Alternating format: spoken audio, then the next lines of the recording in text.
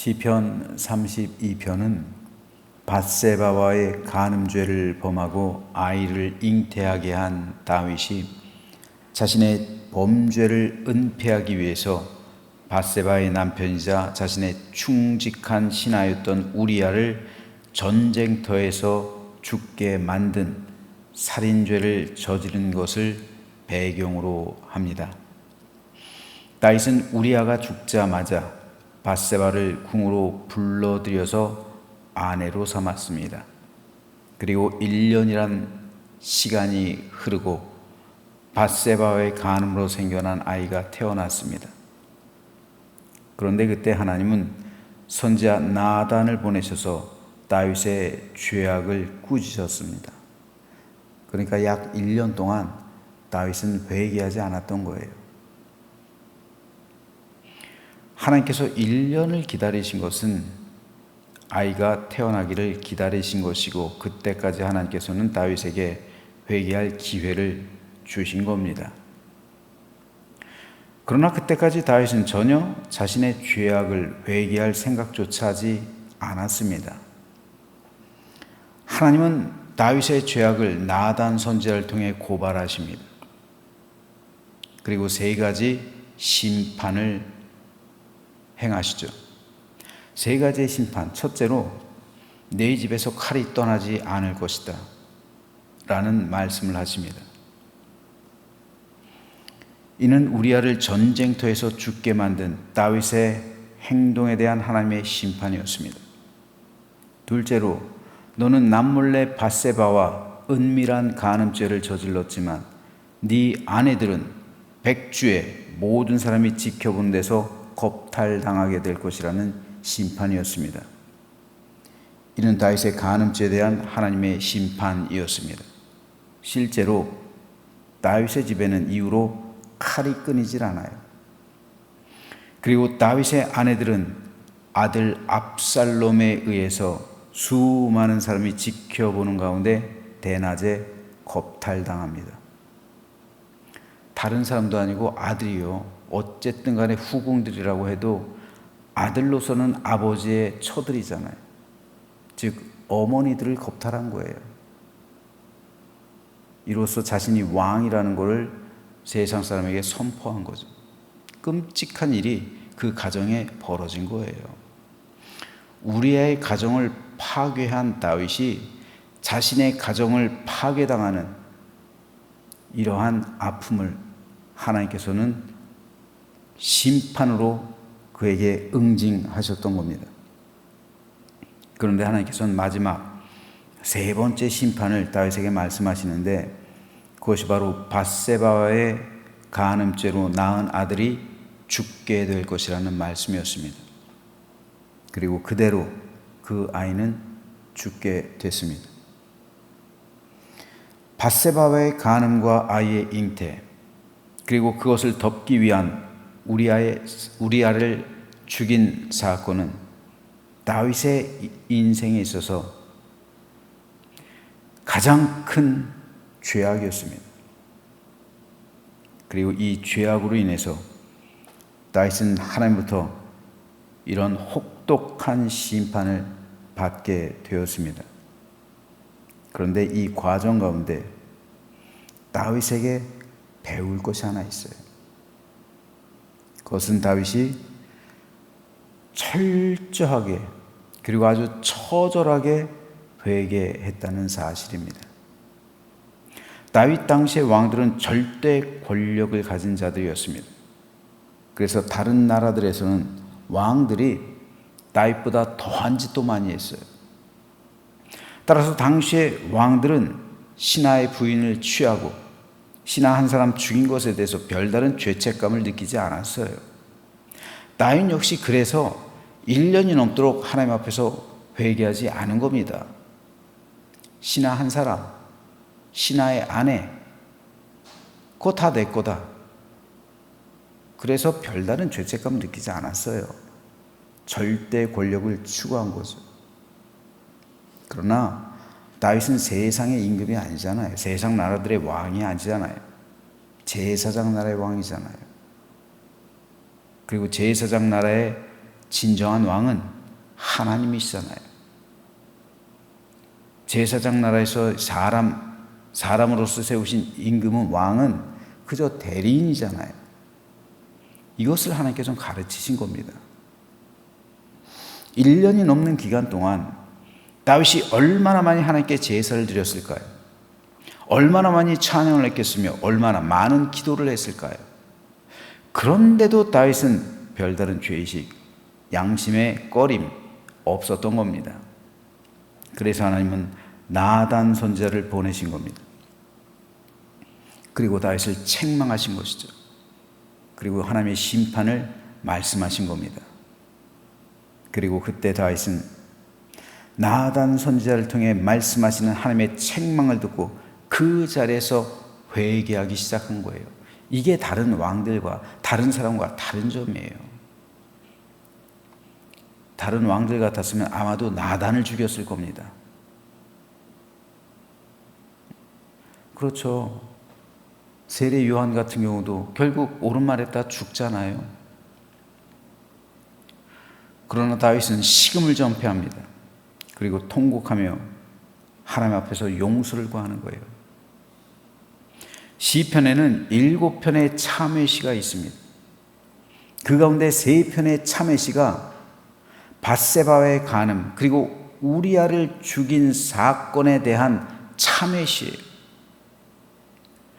이 시가 3편 이렇게 수록되어 있는데 시편 6편 그리고 오늘 우리가 읽은 32편 그리고 51편 이 3편이 바로 이 사건에 대해 참회하는 다윗의 고백입니다. 그런데 오늘 우리가 읽은 시편 32편의 참회시는 시편 6편과 51편 동일한 사건을 배경으로 하고 있지만 이 참회시들과는 달라요. 시편 6편과 51편의 참회시는 다윗 자신의 범죄 행위에 초점을 두고 있어요. 그래서 내 죄악을 용서해달라는 간구를 참담한 마음으로 하나님께 토로하고 있는 겁니다. 제발 용서해 주십시오. 우슬초로 나를 정결하게 하십시오. 내 죄악을 말갛게 해 주십시오. 하지만 오늘 우리가 읽은 시편 32편은 회개해서 하나님으로부터 사죄함을 받은 다윗이 마음의 기쁨을 토로하고 하나님께 감사하며 자신이 받은 은혜를 간증하는 내용입니다. 그래서 다윗은 오늘 본문 1절 2절에서 이렇게 고백합니다. 허물의 사함을 받고 자신의 죄가 가려진 자는 복이 있도다. 마음에 간사함이 없고 여호와께 정죄를 당하지 아니하는 자는 복이 있도다. 여기서 다윗은 죄로부터 용서함 받은 사람이야말로 진정으로 복 있는 사람이다 라고 고백하는 거예요. 다윗에게는 허물이 있었고 하나님과 사람 앞에서 죄를 지었으며 그 마음은 간사했어요. 따라서 여호와 하나님께 영원한 심판과 정죄를 받아야만 했습니다. 여기서 허물에 해당하는 히브리어는 폐사의예요. 이 단어의 본래 뜻은 반역, 변절, 거역이라는 뜻입니다. 이는 원래 신하가 왕에게 반란을 일으켰을 때 사용하던 단어예요. 즉 다윗이 밧세바와 간음하고 우리아를 죽인 사건은 신정 왕국의 진정한 왕이신 하나님께 반역한 것과 다름없다는 것을 다윗은 고백하는 겁니다. 그것은 하나님을 배신하고 하나님께 반란을 일으킨 것과 똑같은 일이었습니다. 이걸 깨달은 거예요. 그리고 다윗은 죄가 가리움받았다고 고백하는데 여기서 죄란 표적에서 벗어난 것을 의미하는 거예요. 즉 하나님께서 제정하신 성결한 삶의 기준에서 벗어난 행동을 했다고 다윗은 고백하는 겁니다. 또한 간사함에 해당하는 히브리어는 외엔인데 이 단어의 본래 뜻은 속임과 교활함이에요.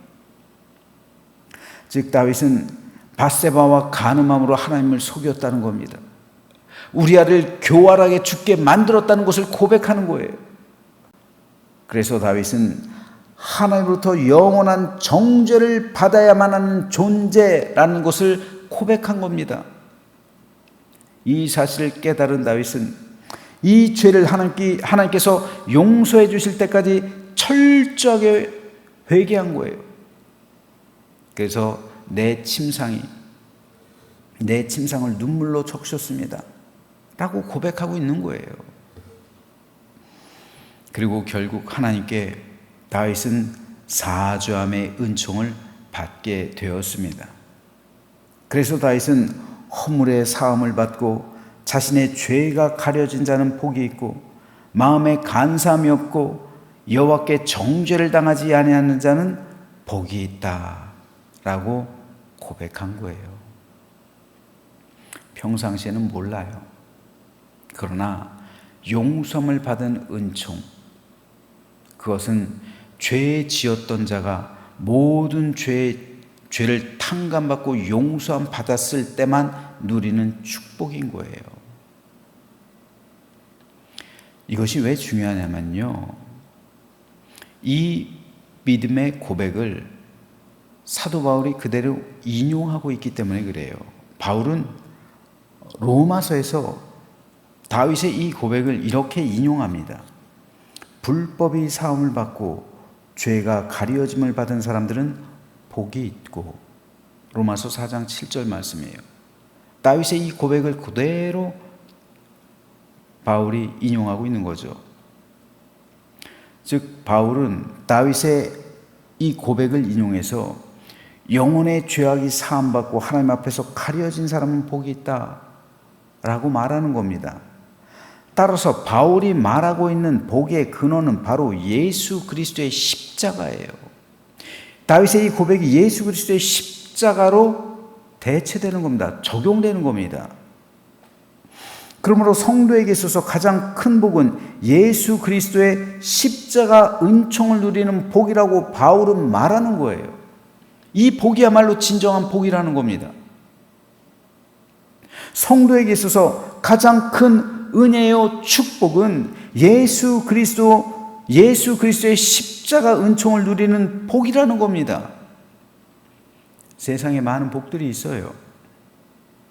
우리 모두는 그 복들을 간구하잖아요.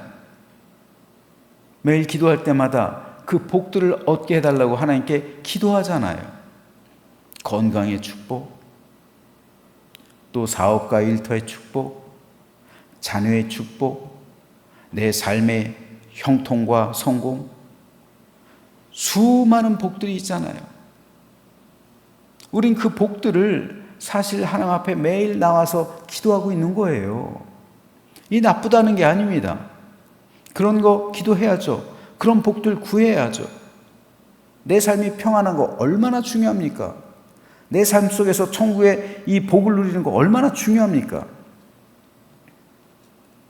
그런데 다른 복들은 안 받아도 돼요. 받으면 좋지만 못 받을 수도 있어요. 하지만 설령 못 받는다 할지라도 내 영혼과는 상관이 없어요. 하지만 반드시 받아야만 하는 단 한 가지의 복, 우리 모든 일생을 통해서 단 한 가지의 복만 가지라 말한다면 우리가 취해야 할 복은 바로 예수 그리스도의 십자가를 통한 구속의 은총입니다. 이 복이에요. 주님의 십자가, 내 영혼이 예수님의 보혈로 씻김받고 하나님 앞에서 내 죄가 가려져서 불법이 사함받고 내가 하나님의 자녀가 되어서 영원한 천국을 상속받는 이 복이 우리가 반드시 가져야만 하는 유일한 복이라는 거예요.